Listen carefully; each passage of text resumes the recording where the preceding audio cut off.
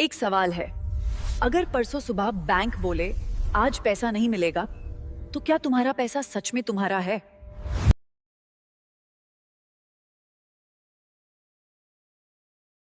सोच के देखिए, क्या हो अगर पैसा सच में सिर्फ हमारा हो।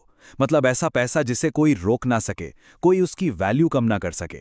तो आज डिजिटल सोना बिटकॉइन की कहानी में हम इसी सवाल का जवाब ढूंढने निकले हैं। लेकिन इस कहानी को ठीक से समझने के लिए ना एक सीधा सा सवाल है। इमेजिन कीजिए, बैंक अकाउंट में 1 लाख रुपए पड़े हैं। एक सुकून मिलता है ना? एक सिक्योरिटी की फीलिंग आती है कि चलो पैसा बिल्कुल सेफ है, राइट? पर क्या सच में वैसा है? क्या वो पैसा पूरी तरह से हमारे कंट्रोल में है? यहीं से शुरू होती है असली बात।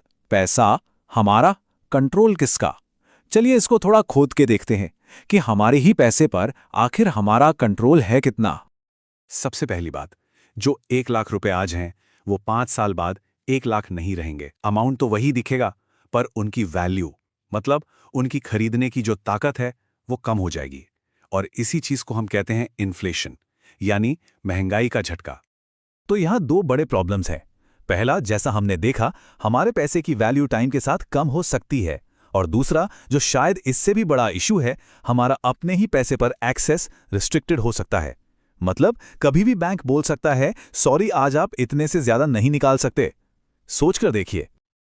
और देखिए, इस सबके नीचे ना एक ही चीज काम कर रही है, ट्रस्ट, भरोसा।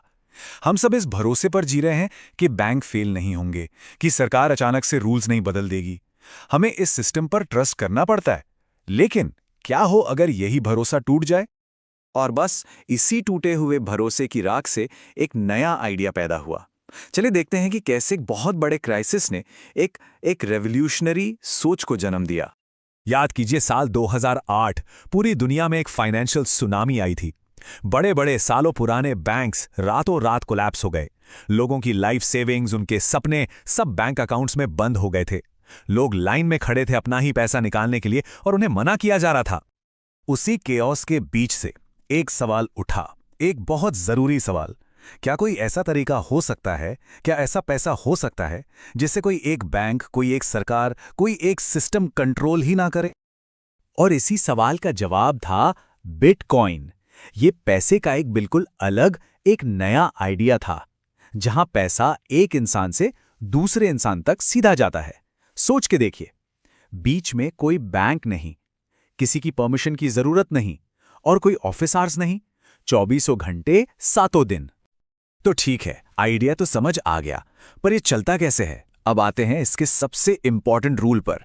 सिस्टम का एक ऐसा रूल जिसे हाल्विंग कहते हैं।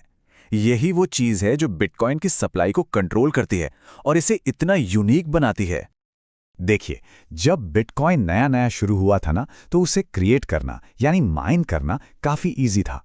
हर 10 मिनट में सिस्टम से 50 नए बिटकॉइन का रिवॉर्ड मिलता था। हाँ, 50। आज सुनने में अजीब लगता है ना? पर यही तो सिस्टम का डिजाइन था। इस टाइमलाइन पर एक नजर डालिए। 2009 में रिवॉर्ड था 50 बिटकॉइन। ठीक 4 साल बाद 2012 में ये आधा हो गया, 25। फिर 2016 में और आधा, 12.5। 2020 में 6.25 और अब 2024 में ये सिर्फ 3.125 रह गया है। आप पैटर्न देख रहे हैं? हर 4 साल में नए बिटकॉइन बनने की स्पीड आधी हो जाती है। तो ये हाल्विंग आखिर है क्या? सिंपल भाषा में ये एक ऑटोमेटिक प्रोसेस है।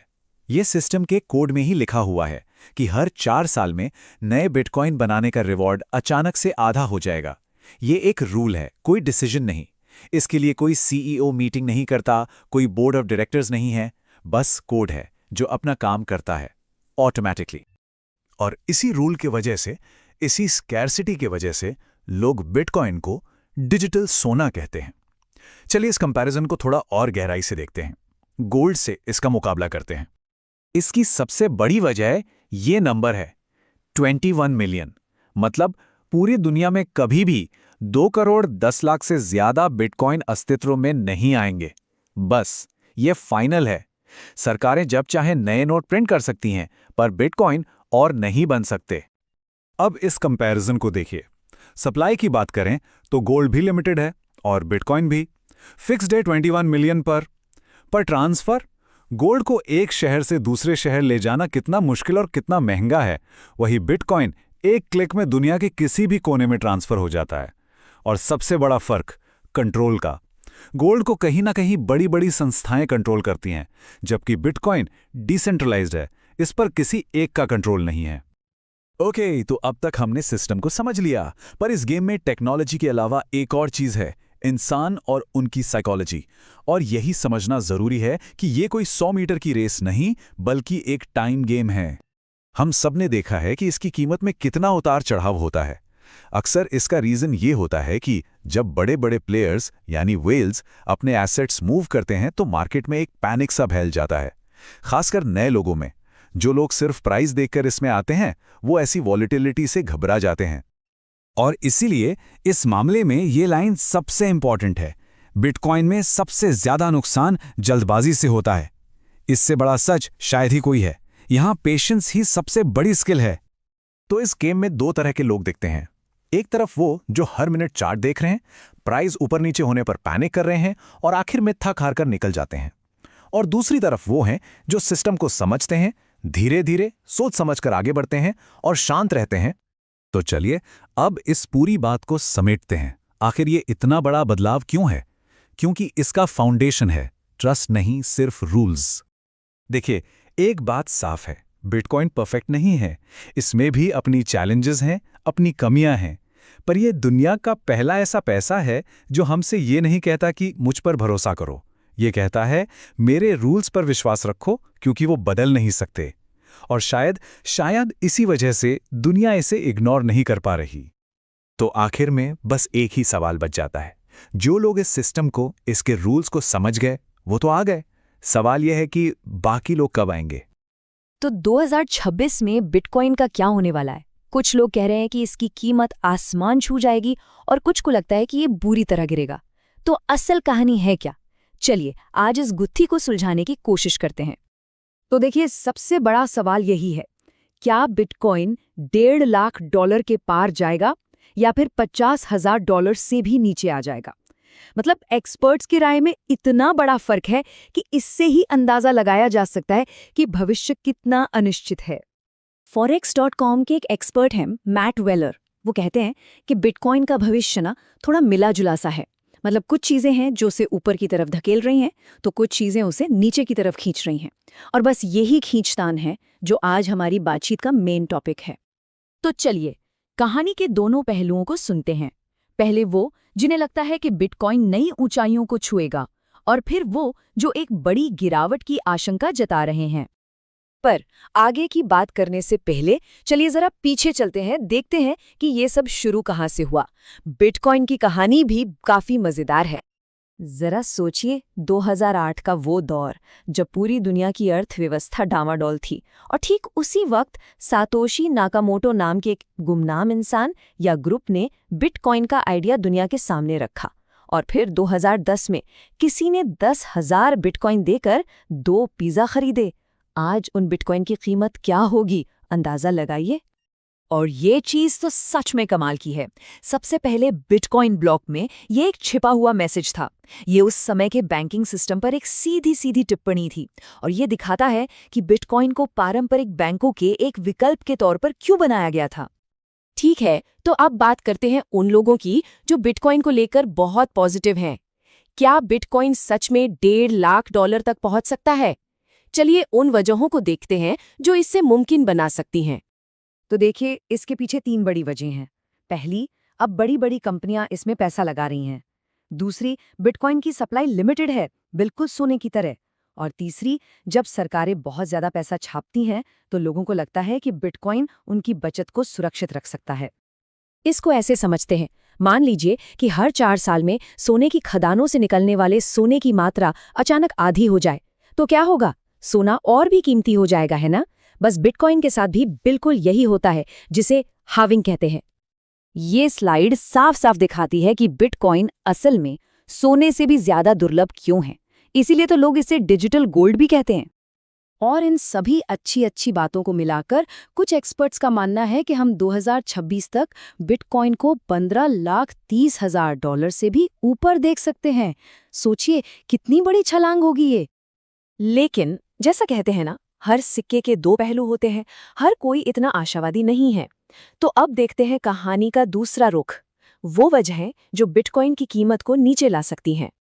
तो जो लोग नेगेटिव हैं वो क्यों परेशान हैं? इसकी भी 3 मेन वजह हैं। पहली, अगर ब्याज दरें बढ़ती हैं तो लोगों के पास बिटकॉइन जैसी रिस्की चीज़ों में लगाने के लिए कम पैसा होगा। दूसरी, बिटकॉइन का एक पुराना 4 साल का साइकिल रहा है और हो सकता है हम उस साइकिल के आखिरी पड़ाव में हों। और तीसरी, टेक्निकल चार्ट्स पर कुछ खतरे के संकेत देख रहे हैं। जो टेक्निकल एनालिस्ट होते हैं ना, उनकी नज़रें इस $74,000 के लेवल पर टिकी हुई हैं। अगर बिटकॉइन इससे नीचे जाता है तो ये एक तरह का रेड फ्लैग हो सकता है, जिसके बाद और भी लोग बेचना शुरू कर सकते हैं। और अगर वो $74,000 का सपोर्ट लेवल टूट जाता है तो कुछ एनालिस्ट्स का कहना है कि हम कीमत को सीधे $53,000 तक गिरते हुए देख सकते हैं, मतलब काफी बड़ी गिरावट। तो अब हमारे पास 2 बिल्कुल अलग-अलग कहानियां हैं, एक बहुत ही पॉजिटिव और एक बहुत ही नेगेटिव। अब देखते हैं कि अलग-अलग एक्सपर्ट्स असल में कह क्या रहे हैं और इससे हमें क्या पता चलता है। ये टेबल देखिए, ये चैंजली का एनालिसिस है। उनके हिसाब से साल के अंत तक अधिकतम कीमत $1,53,000 से भी ज्यादा हो सकती है, जो कि काफी आशावादी नजरिया है। ये चार्ट असल में पूरी कहानी बता देता है। भविष्यवाणियों में कितना ज्यादा फर्क है? सबसे कम और सबसे ऊंची भविष्यवाणी के बीच $1,00,000 से भी ज्यादा का अंतर है। ये दिखाता है कि कोई भी दावे के साथ कुछ नहीं कह सकता। तो जब एक्सपर्ट्स खुद ही इतने बटे हुए हैं, तो एक आम इंसान को क्या सोचना चाहिए? इन अलग-अलग संकेतों का मतलब क्या निकाला जाए? देखिए, ज्यादातर एक्सपर्ट्स की सलाह ये है, किसी एक तरफ बहुत ज्यादा दांव मत लगाइए। इसके बजाय बाजार के जरूरी प्राइस लेवल्स पर नजर रखिए। मतलब इस तरह के मार्केट में लचीला बने रहना ही सबसे समझदारी है। तो आखिर में ये सारी बातें हमें बिटकॉइन के भविष्य के बारे में क्या बताती हैं? क्या ये सिर्फ एक सट्टा है या फिर कुछ उससे भी बड़ा? आखिर में ये बहस सिर्फ कीमत की नहीं है, ये इस बारे में है कि बिटकॉइन असल में है क्या? क्या ये एक बुलबुला है जो बस फटने का इंतजार कर रहा है, या फिर ये फाइनेंशियल दुनिया में एक नई क्रांति की शुरुआत है? इसका जवाब तो सिर्फ वक्त ही देगा।